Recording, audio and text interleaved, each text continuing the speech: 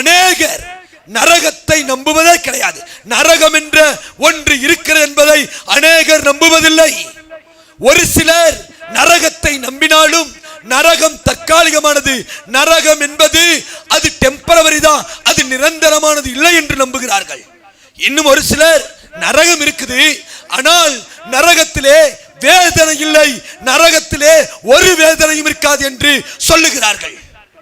ஆண்டவராகிய இயேசு கிறிஸ்து நரகத்தை குறித்து பேசியிருக்கிறார்.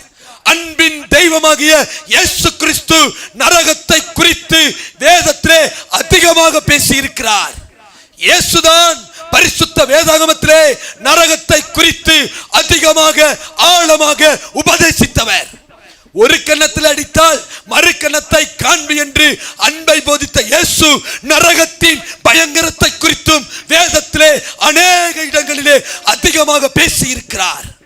மத்தேயு 5வது அதிகாரத்திலே ஒரு கண் உனக்கு இடல் உண்டாக்கினால் அதை பிடுங்கி எறிந்து போடு, நீ 2 கண்ணுடையவனாய் நரகத்திலே தள்ளப்படுவதை பார்க்கிலும் ஒற்றை கண்ணுடையவனாய் ஜீவனுக்குள் பிரவேசி என்று சொன்னார். மார்க்கு 9வது அதிகாரத்திலே நரகத்திலே அக்கினி அவியாமல் புழு சாவாமல் இருக்கும் என்று நரகம் வேதனையுள்ள இடம் என்பதை இயேசு பேசுகிறார்.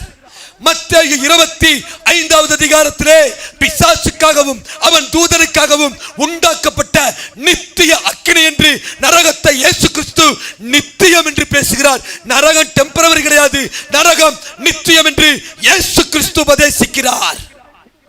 இந்த நரகத்தை குறித்து பேசுறது சாதாரண மனிதன் கிடையாது. சர்வ வல்ல தேவனாகிய ஒரு பொய்யும் உரையாத சத்தியபரர் ஆண்டவராகிய இயேசு கிறிஸ்து நரகத்தை குறித்து சொன்ன வார்த்தைகள் இவைகள்.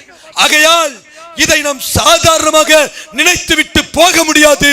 நரகம் என்ற ஒன்று இருக்கிறது, வேதனையுள்ள நரகம் இருக்கிறது, நித்தியமான நரகம் இருக்கிறது. நரகத்திற்கு தப்பித்துக் கொள்ளுங்கள்.